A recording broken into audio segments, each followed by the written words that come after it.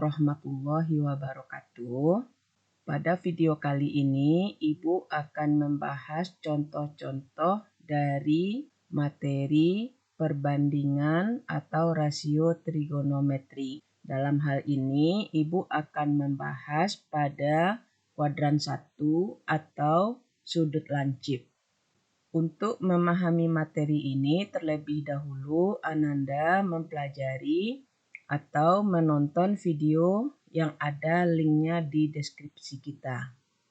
Contoh nomor 1, diketahui cos beta sama dengan 4/5 dan beta adalah sudut lancip. Nilai tangen beta sama dengan titik-titik. Ini opsennya. Nah, pembahasannya di sini dikatakan cos beta sama dengan 4/5. Pada video sebelumnya sudah diberitahukan bahwa kosinus beta itu atau cos beta adalah sisi di samping sudut beta per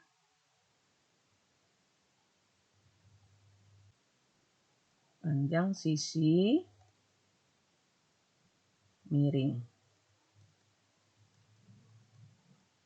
sama dengan 4/5. Dari bentuk ini artinya sisi di samping beta adalah 4, sisi miringnya adalah 5.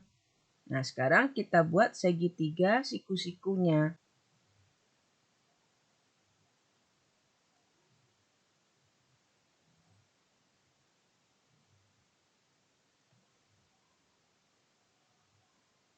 Ini segitiga siku-siku di sini. Ibu beri nama A, B, C. Pada soal yang tidak ada penamaan segitiga, itu diserahkan kepada anak-anak Ibu untuk memberi namanya. Nah, Ibu ambil sudut beta di sini. Maka, kalau sudut betanya ini, maka yang di samping sudut beta ini dia. Nih. Ini yang merupakan sisi di samping beta. Maka nilainya 4. Lalu sisi miring, berarti ini 5. Maka kita bisa mencari AC. Berdasarkan Pitagoras, BC kuadrat sama dengan AB kuadrat ditambah AC kuadrat. BC kita 5 kuadrat sama dengan AB kita 4 kuadrat ditambah AC kuadrat. Maka 25 sama dengan 16 ditambah AC kuadrat. 25 dikurang 16 sama dengan AC kuadrat. 25 kurang 16, 9 sama dengan AC kuadrat. Maka AC adalah akar dari 9. Nilai akar selalu 2, positif dan negatif 3. Ya, karena soal kita sudut lancip,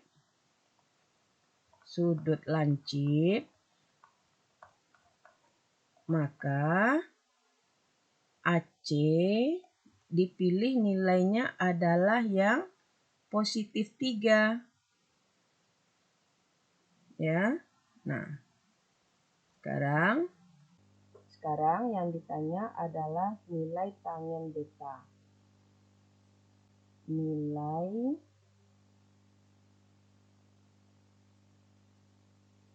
tan beta. Nilai tan beta rumusnya adalah sisi di depan sudut beta per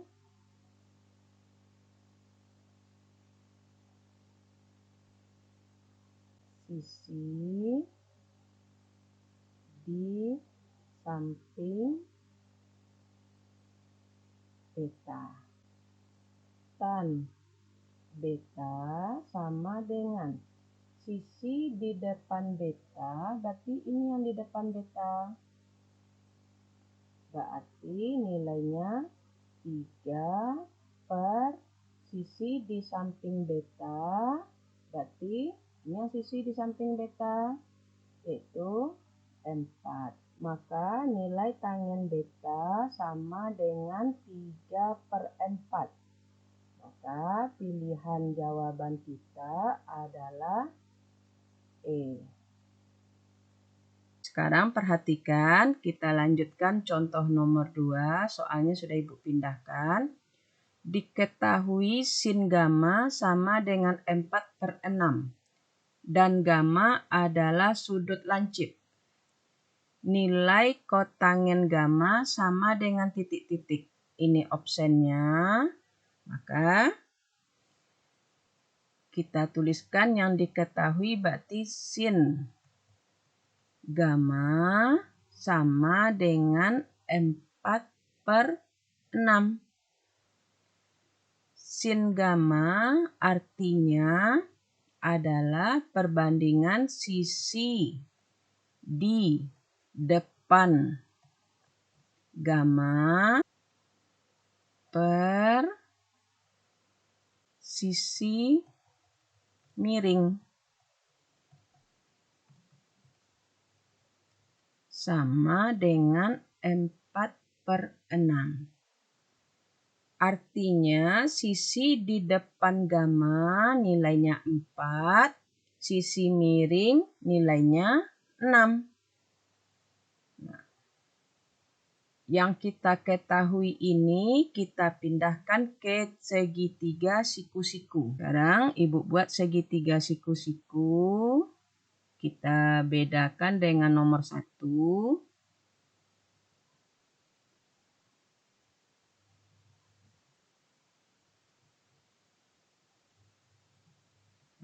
Seperti ini. Jadi bentuk segitiga siku-sikunya bebas. Di sini siku-sikunya. Ibu beri nama segitiganya K, L, M misalnya. Nah, sekarang Ibu ambil gammanya di sini. Maka sisi di depan gamma, ini dia. Nilainya 4. Arti sisi miring, jadi anak Ibu menghafalkan sisi miring. Arti sisi miring adalah sisi di depan siku-siku. Jadi, Ananda kalau ditanya sisi miring, jangan jawabannya sisi yang miring. Bukan. Sisi miring adalah sisi di depan siku-siku. Berarti 6. Nah, yang kita cari ini berapa isinya? Ya. Nah, kita gunakan teorema Pythagoras. KM kuadrat sama dengan KL kuadrat ditambah LM kuadrat. KM 6 kuadrat sama dengan KL. Ini yang kita cari. Ditambah LM 4 kuadrat. 6 kuadrat 36 sama dengan KL kuadrat tambah 16. Ya. 36 kurang 16 sama dengan KL kuadrat. 36 kurang 16, 20 sama dengan KL kuadrat. Maka KL kuadrat boleh ditulis sama dengan 20. Maka KL adalah akar dari 20. Kita sederhanakan, akar 4 kita kali 5. Ini bagi yang sudah lupa diulang-ulang kembali ya. Kita bisa menyederhanakan bentuk akar, yaitu menjadi perkalian dua buah bilangan di mana yang satunya bisa ditarik akarnya, atau istilah matematikanya kuadrat sempurna. Berarti yang satu harus kuadrat sempurna, 4, 9, 16 misalnya ya. Nah, berarti dapatlah jawabannya positif, negatif, akar 4 itu 2, akar 5. Karena soal kita sudut lancip, maka yang kita pilih adalah KL sama dengan 2 akar 5. Karena dia lancip, ya, lancip. Karena gamma sudutnya lancip, maka kita pilih yang positif. Berarti isinya 2 akar 5. Sekarang kita ambil pertanyaannya. Pertanyaannya, kotangen gamma berapa? Kotangen gamma rumusnya adalah sisi di samping sudut gamma per sisi di depan sudut gamma. Maka kotangen gamma sama dengan sisi di samping sudut gamma. Ini sudut gamma, Nanda perhatikan. Maka di sampingnya yang ini. Ya. Maka 2 akar 5 per sisi di depan. Sisi di depan, ini dia. Ini kan gamma ya. Maka depannya yang ini. Berarti 4. Maka hasilnya ini bisa disederhanakan. 2 dibagi 2, 1 per 4 bagi 2, 2 akar 5. Berarti jawaban kita adalah 1/2 akar 5. Atau setengah akar 5. Kita lihat opsennya. Setengah akar 5, berarti jawaban kita adalah D. Sekarang kita lanjutkan contoh soal yang ketiga. Yang ketiga, nilai sin alfa sama dengan 2/3. Maka nilai dari tangen alfa ditambah 4 cos alfa kurang kosekan. Jadi kependekan dari kosekan menulisnya seperti ini. Yaitu CSC alfa sama dengan titik-titik. Jadi dia tergantung kepada buku ya. Ada yang kadang membuatnya kosek ya. Ini opsennya, pembahasannya. Kita mulai dari diketahui. Diketahui sin alfa sama dengan 2/3. Sin alfa 2/3 ini positif dan tidak ada keterangan, maka kita menyimpulkan dia adalah lancip atau di kuadran 1. Nah, sekarang sin alfa seperti soal sebelumnya berarti dia adalah sisi di depan sudut alfa per sisi miring.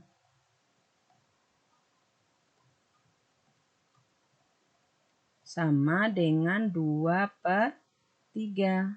Berarti yang sisi di depan alfa nanti nilainya 2, sisi miring nilainya 3. Sekarang Ibu buat segitiga siku-sikunya seperti ini.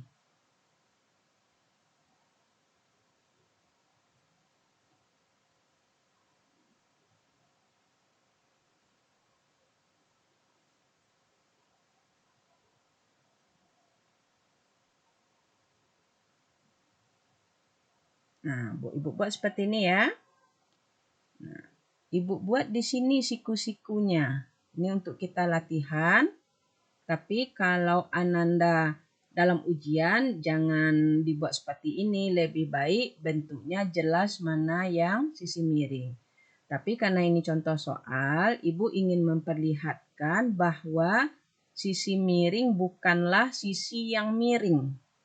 Tapi sisi miring adalah sisi di depan siku-siku. Ya. Nah, kita beri nama. Ibu beri nama A, B, C. Ya. Sekarang Ibu beri alfa Ibu di sini. Nah, jadi alfa Ibu di sini berarti sisi di depan alfa yang ini. Nah, ini yang sisi di depan alfa. Berarti ini yang 2. Sisi miringnya yang sisi datar ini. Nah, kenapa? Karena sisi miring adalah sisi yang berada di depan sudut siku-siku. Berarti ini yang 3. Ya. Maka yang akan kita cari ini. Kita tetap menggunakan rumus Pitagoras. Berarti rumus Pitagoras rumusnya adalah sisi miringnya berarti yang ini. Adalah AC kuadrat sama dengan AB kuadrat ditambah BC kuadrat. AC-nya 3 kuadrat sama dengan AB kuadrat yang akan kita cari tambah BC kuadrat berarti 2 kuadrat. 3 kuadrat 9 sama dengan AB kuadrat ditambah 4. 9 kurang 4 sama dengan AB kuadrat. Berarti nilainya 5 sama dengan AB kuadrat. Maka AB adalah positif negatif akar 5.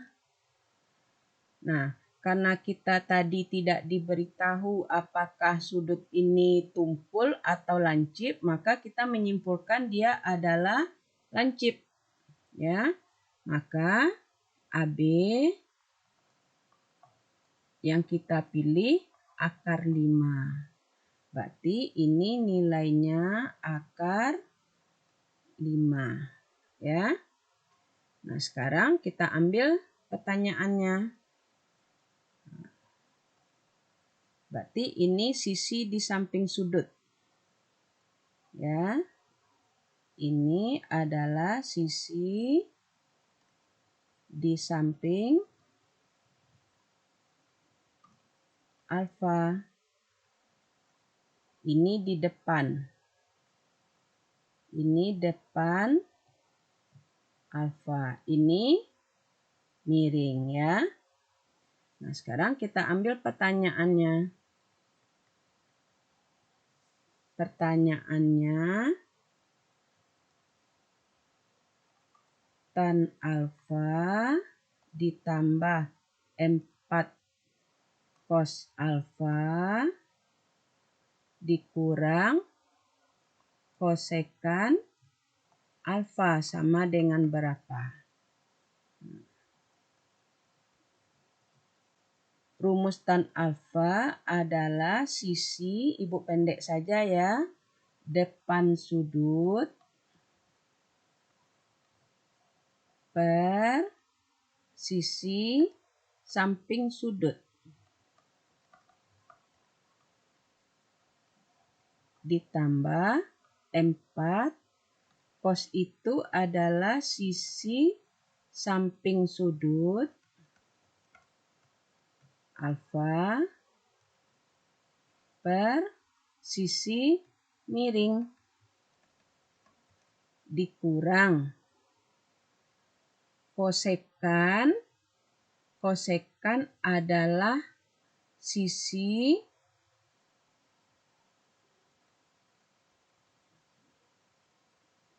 miring per, kalau kosekan adalah 1/sin, berarti kebalikan dari rumus sin. Berarti sisi di depan alfa. Ini dia. Ya. Nah, itu yang ditanya. Nah, sekarang kita ambil kembali. Sehingga ini rumusnya ya. Ini rumusnya. Ini rumusnya. Sekarang Ibu ambil tan alfa ditambah 4 cos alfa kurang kosekan alfa sama dengan tan sisi di depan 2 per sisi di samping akar 5 ditambah 4 kali cos samping akar 5 per sisi miring 3 dikurang kosekan sisi miring 3 per sisi di depan alfa 2 ya. Maka sama dengan ini adalah 2 akar 5 ya, berarti 2 per akar 5 kali akar 5 per akar 5 ditambah 4 akar 5 per 3 kurang 3 per 2. Berarti ini hasilnya 2 per 5 akar 5 ditambah 4 akar 5 per 3 kurang 3 per 2. Ya, sekarang kita pindahkan di sini ya.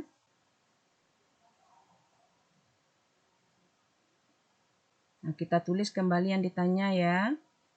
Tan alfa ditambah 4 cos alfa kurang kosekan alfa sama dengan. Ini nilainya 2 per 5 akar 5 ditambah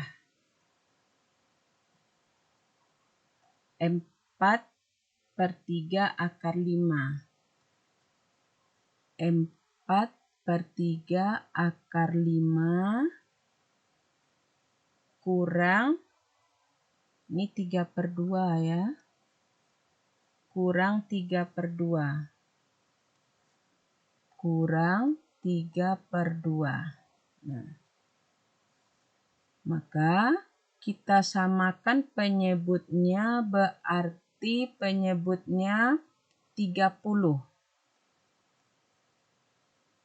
Ya, ini akar 5 ditambah 30, berarti di sini akar 5 kurang 30. 30 bagi 5 dapat 6, kali 2, 12. 30 bagi 3 dapat 10, kali 4, 40. 30 bagi 2, 15, kali 3, 45. Selanjutnya sama dengan 12 akar 5 ditambah 40 akar 5 kurang 45 per 30. Ya. Sama dengan, maka yang bisa Ananda jumlahkan adalah 12 ditambah 40 akar 5 kurang 45 per 30. Berarti dapat jawabannya 52 akar 5 kurang 45 per 30. Berarti dapatlah jawabannya 52 akar 5 kurang 45 per 30. Kita lihat option kita.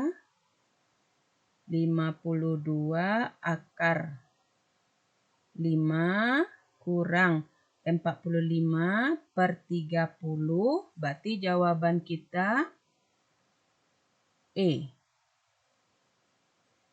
Ya, benar ya. Berarti jawaban kita E. Silakan Ananda perhatikan. Nah, ini soalnya seperti ini. Jika tidak ada diberitahu bahwa dia lancip atau tumpul, maka kita menyimpulkan dia lancip. Kenapa kita simpulkan dia lancip? Karena nilainya positif. Sin alfa hanya positif di kuadran 1 dan 2. Kuadran 1 itu lancip. Dan kita tidak boleh memilih kuadran 2 karena soal tidak memberitahukan bahwa dia di kuadran 2. Nah, lalu ditanya ini. Nah, penulisan kosekan itu tergantung buku. Ada yang menulis kosek, ada yang menulis CSC. Ya, tapi kita bacanya kosekan saja. Supaya aman, kita tetap bacanya kosekan alfa. Lalu ini sama dengan dua soal sebelumnya. Ya. Nah, gambar Ibu robah walaupun menjadi sulit, tapi ini untuk latihan. Jadi kalau Ananda ujian, ya pilihlah gambarnya seperti gambar soal nomor 1 dan nomor 2. Kenapa Ibu rubah gambar menjadi sulit di soal nomor 3? Supaya anak Ibu menghilangkan dari pikirannya bahwa sisi miring selalu miring. Bukan. Sisi miring adalah sisi yang berada tepat di depan sudut siku-siku. Itu pengertian sisi miring. Ya. Atau bahasa matematikanya hipotenusa. Jadi bukan sisi miring yang selalu miring. Tidak. Jadi kalau ditanya ibu guru atau bapak guru kita, apa itu sisi miring anak-anak bapak? Katanya. Atau apa itu sisi miring anak-anak ibu semua? Katanya kan. Nah, anak ibu tidak boleh menjawab bahwa sisi miring adalah yang miring. Bukan. Sisi miring adalah sisi yang berada tepat di depan sudut siku-siku. Makanya ini ibu robah. Nah, lalu sisi di depan alfa adalah yang di depannya. Nah, kalau sisi miring sudah diketahui, maka sisi yang mengapit alfa, yang satunya adalah sisi di samping alfa, atau sisi pengapit sudut alfa. Ya. Nah, ini makanya Ibu mempersulit sedikit gambarnya supaya Ananda tahu. Jadi kalau Ananda sudah mengetahuinya, Kalau untuk menjawab soal, lebih baik gambar kita seperti soal nomor 1 dan nomor 2 saja. Ya, ini sama Pitagoras. Nah, ini definisi ini silahkan Ananda tonton kembali link YouTube yang ada di deskripsi kita. Ya, sekarang ini, nah ini kenapa dirasionalkan? Karena di penyebut tidak boleh ada akar 5. Jadi kita rapikan dahulu. Lalu ini adalah penjumlahan dan selisih dari bilangan pecahan. Kita harus menyamakan penyebut. Nah, ini kita samakan penyebutnya. Tentu penyamaan penyebutnya adalah 30. Ya. Dari mana dapat 30? Yang paling ringan caranya adalah dengan mengalihkan penyebutnya saja. 5 kali 3, 15 kali 2, 30. Nanti jika dapatnya besar, nanti kan bisa disederhanakan di akhir. Nah, berarti jawaban kita adalah E. Sekarang kita lanjutkan contoh yang keempat. Pada segitiga ABC diketahui panjang sisi AB sama dengan 10 cm, BC sama dengan 6 cm, dan AC sama dengan 8 cm. Nilai kosinus sudut B sama dengan titik-titik. Nah, ini optionnya. Pembahasan. Nah, di sini diketahui segitiga ABC itu memiliki panjang sisinya AB sama dengan 10, BC sama dengan 6, AC sama dengan 8. Nah, kalau Ananda perhatikan angka-angka ini, Ananda sudah belajar di SMP atau yang di MTS bahwa bilangan ini merupakan triple Pitagoras. Berarti ini triple Pitagoras.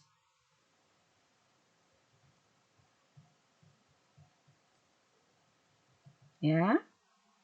Kalau di SMP atau MTS itu Bapak atau Ibu guru kita sering menyuruh kita menghafalkan bilangan-bilangannya.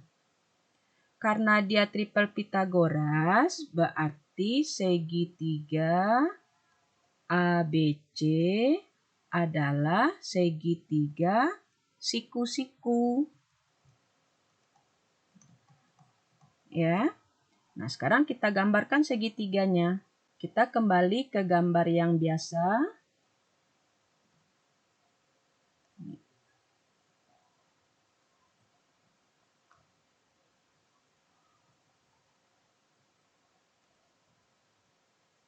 Di sini siku-sikunya. Sekarang, sisi yang terpanjang itu adalah sisi miring. Apa sisi miring? Nah, ini yang sering Ibu sampaikan tadi di soal sebelumnya. Sisi miring bukan berarti yang miring. Cuma di sini kita buat yang miring. Yang benarnya AB adalah sisi di depan sudut ini. Nah, nih. Berarti ini panjangnya 10. Nah, sekarang meletakkan sudut A dan B-nya itu diserahkan kepada kita.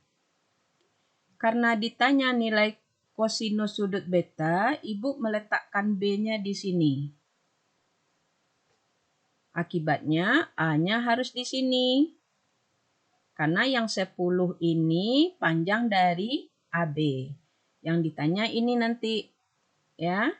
Nah, karena AB sudah dapat, berarti sudut siku-sikunya adalah sudut C. Ya. Nah, sekarang kita pindahkan angkanya. BC berarti 6 di sini. AC berarti 8 di sini. Ya. Maka yang ditanya kosinus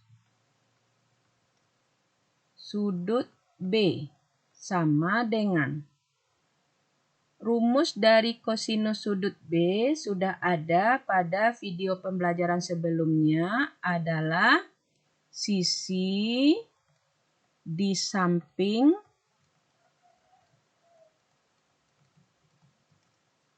sudut B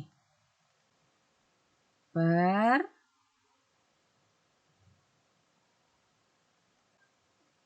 sisi miring.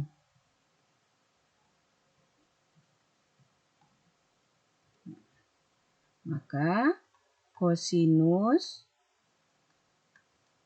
sudut B sama dengan sisi di samping sudut. Ini B, maka ini yang di samping. Nah, ini yang di samping ya.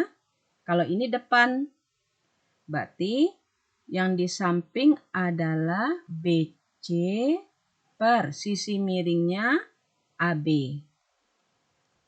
Maka kosinus sudut B adalah 6/10. Kita lihat opsen, berarti lebih disederhanakan sama-sama dibagi 2. 6 bagi 2, 3. 10 bagi 2, 5. Maka didapat kosinus sudut B adalah 3/5. Berarti jawaban kita A. Ya. Nah, sekarang perhatikan pembahasannya kembali. Ibu ulangi pembahasannya. Pada segitiga ABC diketahui AB-nya 10. Nih. BC-nya 6. AC-nya 8. Nah, sebelum kita melanjutkan, kita ingat kembali. Bilangan ini ada yang unik atau tidak? Dan ternyata bilangan ini adalah bilangan yang unik. Yaitu mereka merupakan bilangan triple Pythagoras. Apa itu triple Pythagoras? Adalah kuadrat sisi terpanjang sama dengan penjumlahan kuadrat dua sisi yang lainnya. 10 kuadrat itu nilainya sama dengan 6 kuadrat ditambah 8 kuadrat.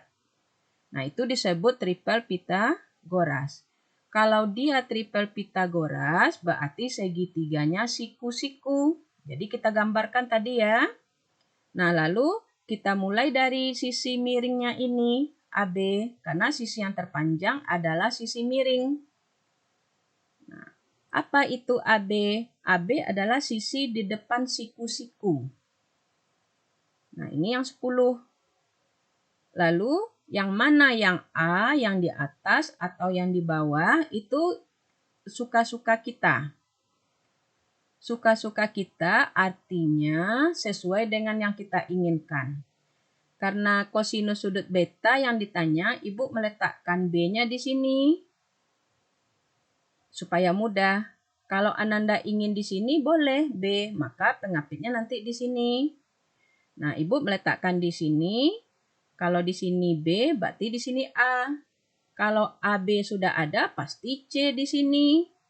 Ya. Nah, tinggal Ananda letakkanlah bilangan-bilangannya. Lalu kembali ke pertanyaan. Rumusnya ada pada video pembelajaran yang linknya ada di kolom deskripsi kita. Nah, ini jawaban akhirnya. Demikianlah 4 buah soal sudah kita bahas. Ibu harapkan Ananda lebih memahaminya. Ibu akhiri dengan alhamdulillahirabbil alamin.